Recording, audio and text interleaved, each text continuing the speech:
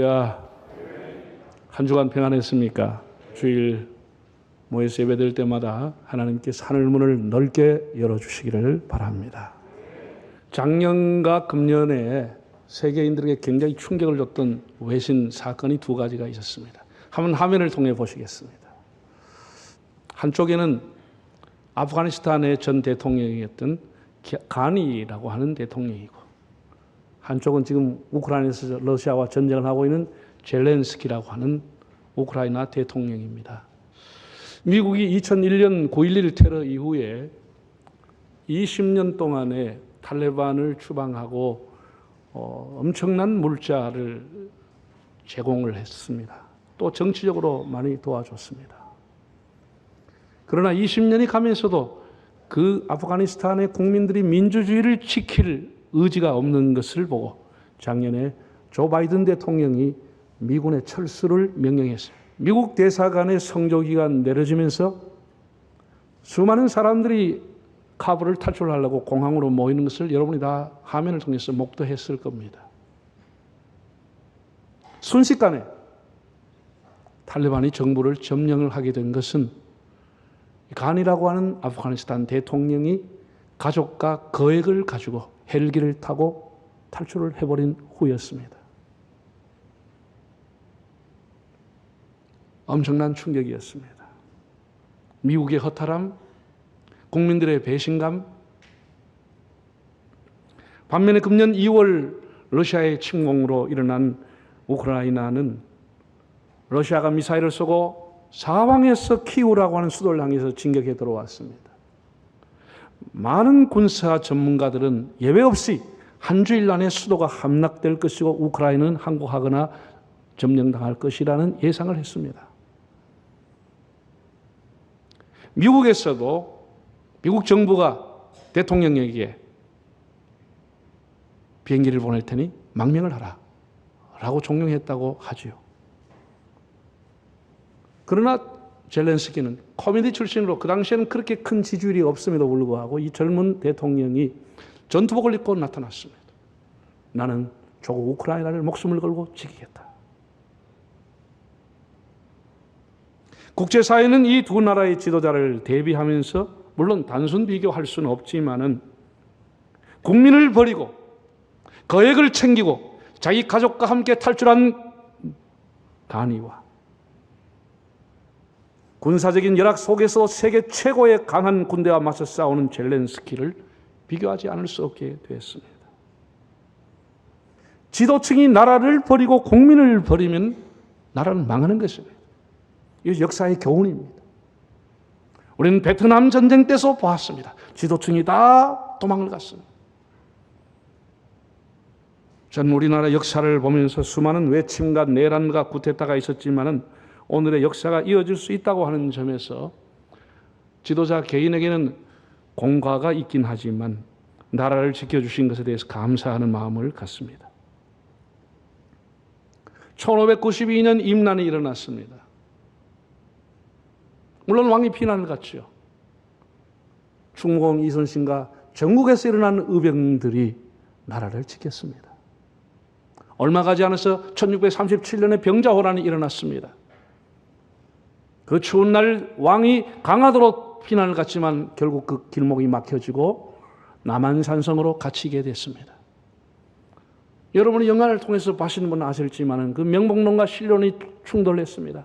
나라가 백척간도에 있는데도 나라의 자존심을 위해 싸워야 된다고 하는 쪽과 백성들의 자산과 생명을 보호하기 위해서 후일을 도모하고 지금은 항복하는 것이 좋겠다라는 신론이 맞섰습니다.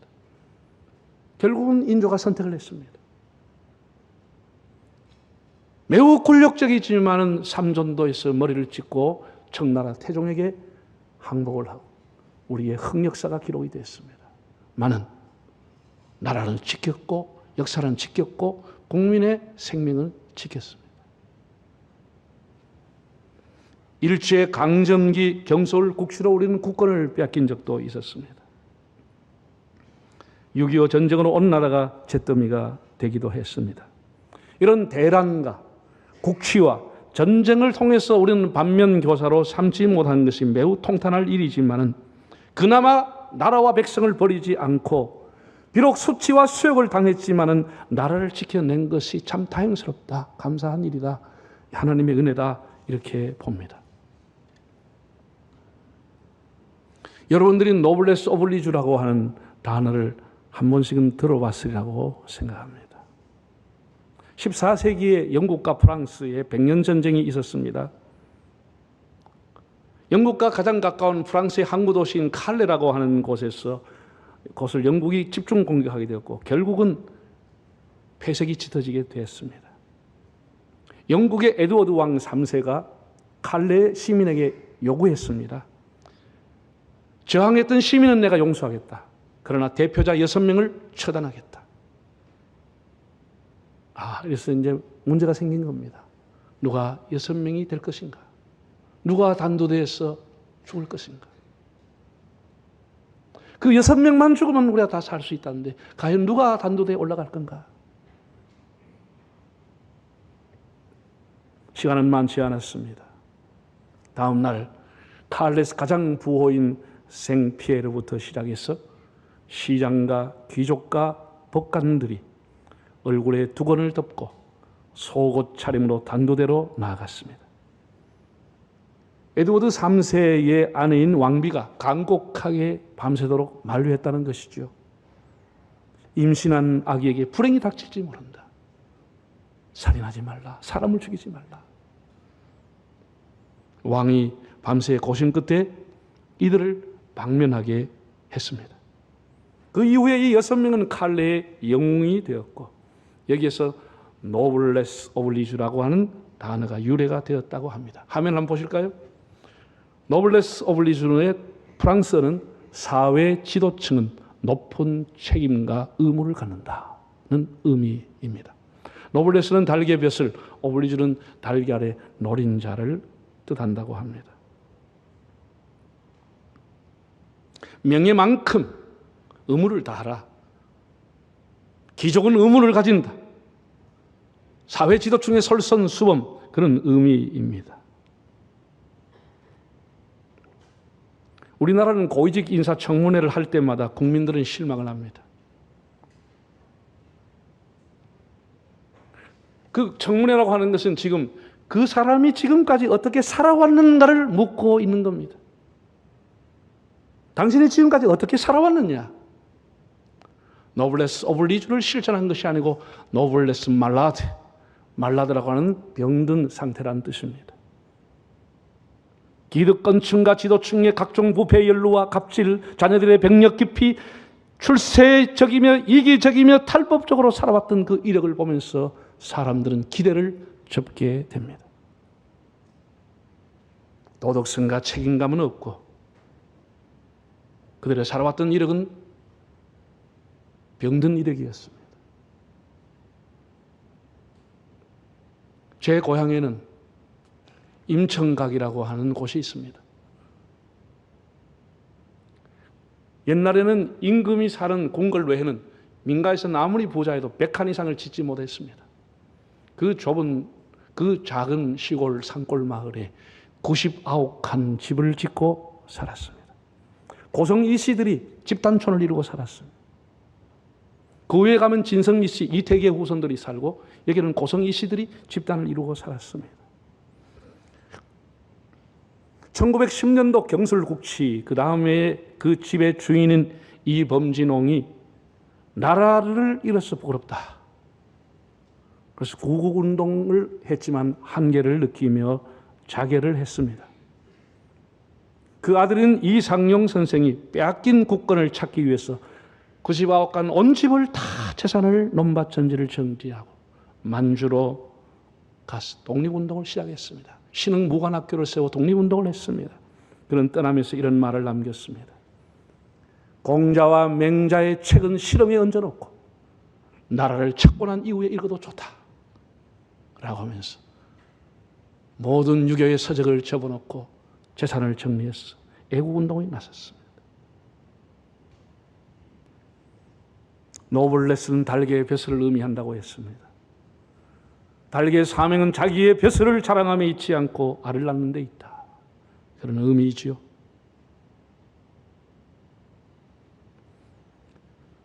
여러분, 6.25 전쟁이 일어난 지가 72년이 됐습니다. 한국 전쟁 때 수많은 미군들이 와서 젊은 피를 흘렸습니다. 우리나라에서 와서 죽은 미군 용사들만 36,900명이 죽었습니다. 실종된 미군이 3,000명이 넘었습니다. 약 4만 명이 죽거나 실종을 했습니다. 이름도 모르는 곳에 와서 자유민주주의와 평화를 수호하기 위해서 4만 명이 미국만 군인만 죽어나갔습니다.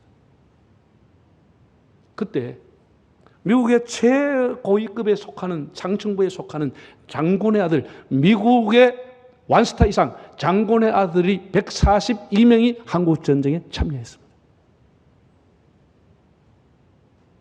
그리고 수십 명의 장군의 아들들이 전쟁터에서 전사를 당했습니다. 스리스타였던 벤플리트 장군의 아들, 워커 장군의 아들 다 전선에서 죽었습니다. 미국의 대통령 당시에 당선자였던 아이젠하워 대통령이 한국 전쟁에 시찰하러 왔습니다. 미국의 수많은 기자와 고위들을 데리고 왔겠죠. 그 아이젠하워 대통령 당선자 아들도 한국 전쟁에 참여를 했습니다. 전쟁이 없는 곳으로 자기 자식을 빼지 않고 생명의 위기를 다투는 전쟁터에 자기의 자녀를 보냈습니다. 그 중에 유엔군의 일원으로 참석했던 프랑스 군대의 이야기는 매우 감동적입니다. 랄프 몽클라르라고 하는 분이 스리스타 삼성 장군이었습니다. 나이가 들어서 퇴역을 했습니다. 그리고 프랑스에서 제일 처음에 우리나라에 일개 대대를 파견했습니다. 일개 대대를 보냈습니다. 그 대대를 지휘하는 사람은 중령입니다. 모병을 했습니다. 이때 몽클라르라고 하는 스리스타가 자기의 계급을 강등시키고 나를 중령으로 대대장으로 보내달라. 한국전쟁에 가겠다. 그래서 그분이 한국전쟁에 대대장으로 참여했습니다. 그가 오면서 한 말입니다. 인류의 평화를 지키는 그 숭고한 정신을 우리의 후손에게 보여주고 싶다. 1951년 2월 중공군의 숫자로 밀고 내려온 인해 전술로 밀려 다 후퇴할 때 몽클라르 대대가 경기도 지평리에서 맨몸으로 4일 동안을 그들의 남하를 막았다고 하는 혁혁한 공을 남겼습니다. 우리나라에도 경주 최씨 가문이라든지 유한양령을 설립했던 유일한 박사 같은 그런 노블레스 오블리주를 실천했던 분들도 있습니다. 유일한 박사 같은 분도 기독교 정신을 가지고 유한양령을 세웠어. 1963년도에 안티프라민이라고 하는 것을 만들었습니다. 그래서 제약회사가 상당히 이름이 알려졌고 많은 수입을 올리고 학교도 세웠습니다. 그분은 자녀에게 주식을 회사를 물려주지 않았습니다. 그래서 우리나라 최초로 전문 경영인 체제로 만들면서 모든 회사원들에게 주식을 다 나눠줬습니다. 너희들이 이 회사의 주인이다. 이 회사를 만든 것은 너희들이 만든 것이다. 지금의 시가로 한 5천억 정도를 회사원들에게 돌려주고 자기 자녀들 일체 경영에 간섭하지 못하게 하고 그렇게 회사를 물러났습니다. 이런 것은 시대를 초월해서 우리에게 큰 울림을 주는 성각자의 삶이라고 하겠습니다. 오늘 보면 여호수아서 19장을 보게 되면은 여호수아가 하나님의 명에 따라서 이스라엘 12지파에게 땅을 분배하는 내용이 나와 있습니다. 49절과 50절을 한번 다시 읽어볼까요? 이스라엘 자손이 그들의 경계를 따라서 기업의 땅 나누기를 마치고 자기들 중에서 눈의 아들 여호수아의 기업을 주었으니 곧 여호와의 명령대로 여호수아가 요구한 성읍 에브라임 산지 딥나세라를 주매 여호수아가 그 성읍을 건설하고 거기 거주하였더라고 했습니다. 저는 이 내용에 굉장히 참 눈물 흘리고 감동을 받았습니다. 여호수아는 이스라엘에서 200만이 넘는 이스라엘 최고의 연장자, 최고의 지도자였습니다. 그가 말하면 아무 사람도 토를 달지 못했습니다. 그의 영적인 권세, 모세와 함께 출애굽한 출애굽 세대일 뿐 아니라 하나님이 모세의 후계자로 직접 지명한 사람은 에브라임 지파의 여호수아였습니다. 최고의 어른입니다. 나이도 제일 많습니다. 여호수아가 속한 에브라임 지파가 제일 좋은 땅을, 제일 먼저 노렸던 땅을 차지한다고 해도 누가 토를 날 수가 없습니다. 그가 가지고 있는 힘, 그의 명분, 그의 위치 다 동의할 수밖에 없는 그런 힘을 갖고 있었습니다. 그럼에도 여호수아는 이스라엘의 영도자로서 다른 모든 지파가 다 땅을 차지하고 나고 그 땅을 나누고 마치고 난 이후에 험준한 산악 지역인 에브라임 산지를 달라고 했습니다. 그것이 딥낫세라를 주었다. 산지 딥낫세란 험준한 산지를 줬다는 것입니다. 그는 거기에서 여생을 보내고 죽게 됩니다. 여호수아 24장 29절과 30절을 읽어보면 여호와의 종 눈의 아들 여호수아가 110세의 죽음에 딥낫세라에 그를 장사하였더라고 했습니다. 정말 본이 되는 리더입니다. 내가 지도자이니 내가 먼저 좋은 땅을 하고 그 다음에 제비 뽑아서 하라 라고 해도 누가 말할 수 있겠습니까? 그러나 그는 모든 사람에게 다 땅을 분배하고 나고 그 일을 마치고 난 이후에 마지막으로 자기 지파, 자기가 속한 지역의 땅을 험한 산지로 갔다라는 겁니다.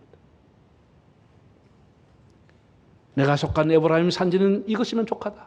이 땅을 개간하고 이 박토를 옥토로 만들고 다시 건설해라, 다시 개척해라, 이런 정신으로 자기 후손들에게 땅을 줬다라는 겁니다. 얼마나 훌륭하고 멋있습니까?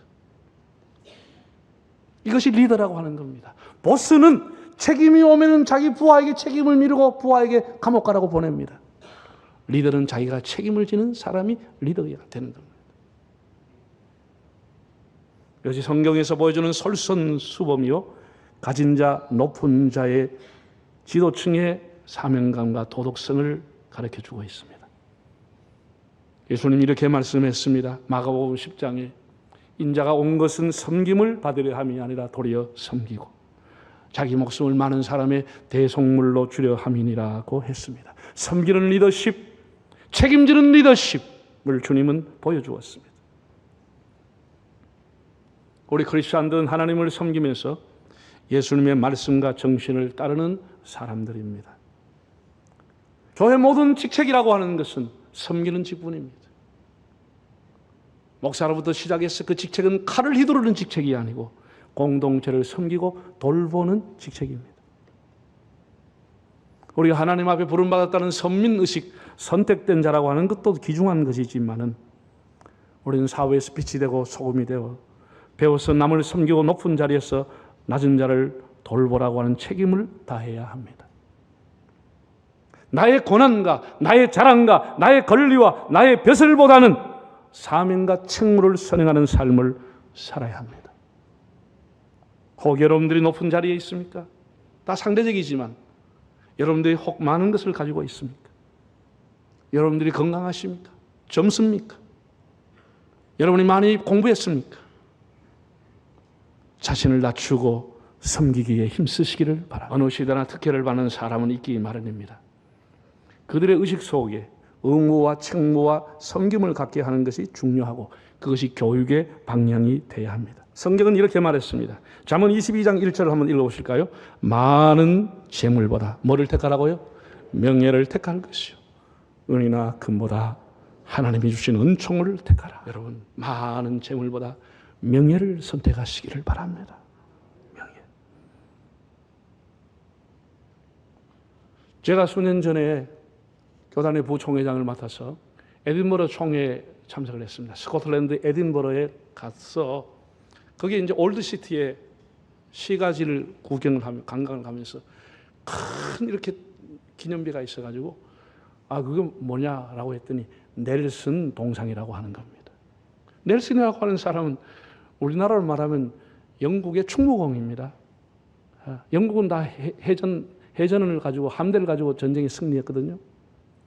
1804년대 프랑스 함대를 꺾었을 때 넬슨이라는 제독이 군 지휘를 했습니다. 그는 눈을 잃고 전쟁돼서 왼쪽 팔을 잃어가면서 끝까지 영국 함대를 물리쳐서 47살에 순국을 했지만은 그 사람을 기리기 위해서 런던에 가면 트라팔가라고 하는 그 거리 어마어마하게 높은 넬슨의 동상이 있고 전국 곳곳에 우리나라에 이순신 동상이 있듯이 전국 곳곳에 넬슨 동상이 있습니다. 그러니까 스코틀랜드 에든버러에도 넬슨 동상이 있었습니다. 그 동상에 내가 다 찍어 오지를 못했는데 한번 보세요. 이거 꼭대기에 있는데 이게 넬슨의 동상이에요. 그 밑에 유명한 기가 그의 이 동상을 세운 이유를 기록해 놔. 이게 감동이야. 이게 감동이야. 그 뭐라고 적어놨냐? 에린버더 시민이 여기에 넬슨 동상을 세우는 까닭은 됐어요. 그의 죽음을 애도하기 위함도 아니에요. 그의 영광을 기리기 위함도 아니다. 국가가 의무를 요구할 때에 죽음으로써 그 임무를 다하는 삶을 우리의 자식들에게 가르쳐주기 위함이다. 이게 이제 깨어있는 시민이라고 하는 것입니다. 그의 죽음을 기리기 위해서, 그의 영광을 기리기 위해서 여기에 비를 세운 것이 아니고 국가가 의무를 요구할 때 목숨을 바쳐 국가를 위해 애국했던 그 정신을 우리의 자손이 가르쳐주고 싶다. 이게 살아있는 것 아닙니까? 여러분 우리나라 곳곳에 6.25 기념 박물관들, 전쟁 기념관이 있지만 여러분은 자녀를 데리고 가서 얼마나 교육하고 있습니까? 다 관광하고 사진 찍고 히다끌이 웃고 나오죠. 어떤 교훈을 받고 있습니까? 무엇을 가르치고 있습니까? 수많은 돈을 들여서 전국에 세워놓은 것이 무슨 의미가 있습니까? 사진 찍는 곳입니까? 사랑하는 여러분, 사람이 높다, 낮다, 있다, 없다, 이거 다 전부 상대적입니다.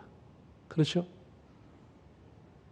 또 높은 사람이라고 해서 아무런 도움이 필요 없는 사람이다, 그런 뜻은 아닙니다. 많이 가졌다고 해서 그 사람은 아무 도움이 필요 없이 살아갈 수 있다, 그런 것은 아닙니다.